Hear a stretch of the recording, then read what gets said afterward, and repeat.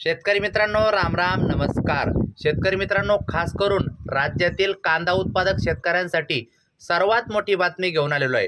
होय शेतकरी मित्रांनो, कांदा उत्पादक शेतकऱ्यांना नक्कीच आशा आहे की आपले कांद्याचे बाजारभाव वाढले पाहिजे, नाही काही तर किमान 5,000 पर्यंत तरी भाव गेला तर कांदा उत्पादक शेतकऱ्यांना जो शेतीसाठी जो काही खर्च लागलेला आहे तर तो खर्च निघून काही ना काही हातात येईल अशी अपेक्षा कांदा उत्पादक शेतकऱ्यांना आहे।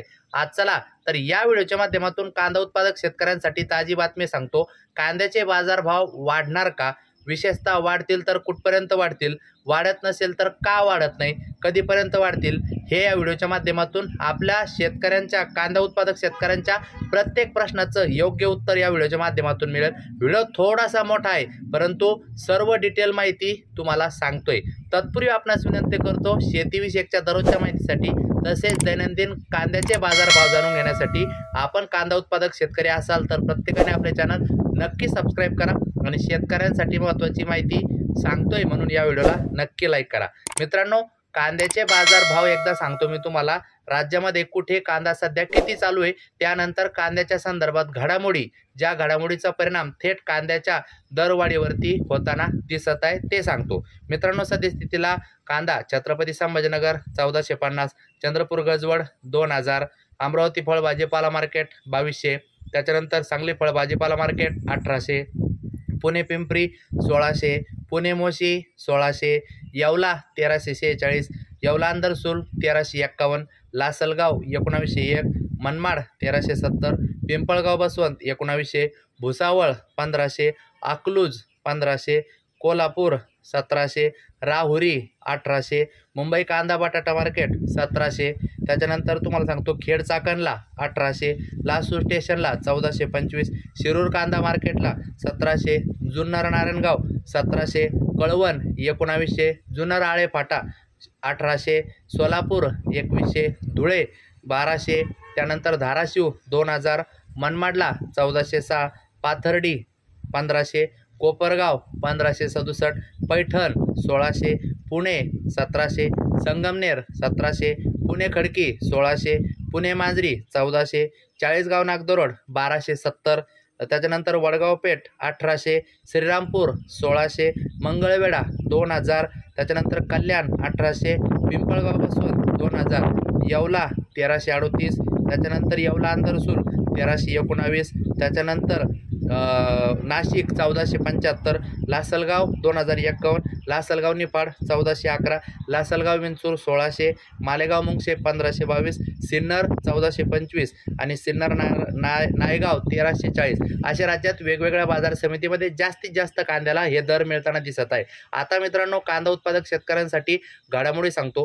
कांद्याचे बाजारभाव कमी होणे किंवा वाढणे यासाठी विशेषतः आयात निर्यात धोरण हे सर्वात महत्त्वाचं आहे आणि विशेष करून कांद्याचे बाजारभाव जर वाढायचे असेल तर आंतरराष्ट्रीय मार्केटमध्ये किंवा भारत देशातील अंतर्गत बाजार सोडता बाहेर भारतातील कांदा कितपत जात आहे यावरती कांद्याचे बाजारभाव वाढणे किंवा कमी होणे हे अपेक्षित असतं।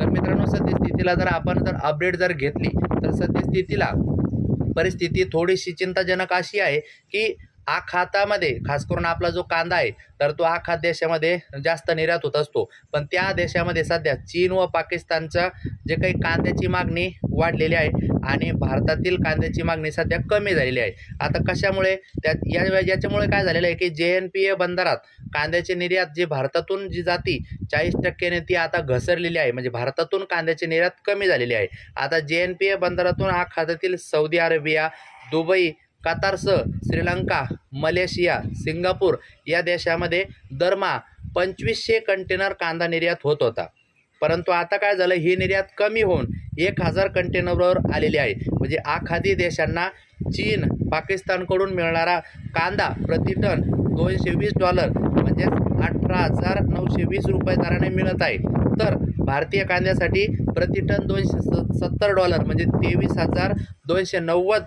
इतके रुपये म्हणजे मोजावे लागत आहे। म्हणजेच प्रतिटन भारताचा कांदा 4,300 रुपयांनी त्यांना जादा दर मोजावे लागत आहे आणि या कारणामुळे आता काय झालेलं आहे की भारतातील कांद्याला मागणी कमी आहे आणि याचा थेट परिणाम त्या ठिकाणी कांद्याच्या बाजारभावावरती होताना दिसत आहे।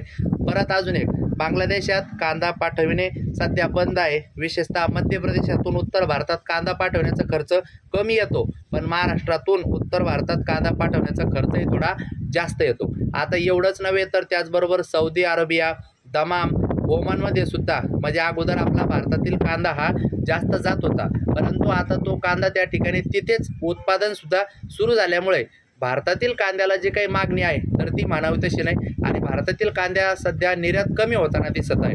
म्हणून याचा थेट परिणाम असा होत आहे की कांद्याचे बाजारभाव सध्या स्थितीला कमी आपल्याला बघायला मिळत आहे. आता मित्रांनो, विशेष करून कांद्याचे बाजारभाव कधी वाढू शकतात, तर कांद्याचे बाजारभाव जेव्हा इतर देशामध्ये मागणी आपली वाढेल आणि विशेषतः ती मागणी वाढण्यासाठी बाकीच्या देशाची परिस्थिती सुद्धा खूप महत्त्वाची आहे. त्या देशामध्ये कांद्याचे उत्पादन थोडंसं त्या ठिकाणी कमी झाले किंवा आपण असं म्हणू शकतो की इतर देशामध्ये मागणी ज्यावेळेस भारतातून कांदा जास्त निर्यात होईल त्यावेळेस कांद्याचे बाजारभाव वाढू शकतात. तोपर्यंत तरी तुर्तास ही स्थिती सद्यस्थितीला आपल्याला बघायला मिळू शकते. मित्रांनो, माहिती आवडल्यास प्लीज लाईक करा, शेअर करा. तुमचं यावर मत 100% कमेंट करा. भेटूया पुढच्या व्हिडिओत. यावेळेसाठी इतकंच. धन्यवाद.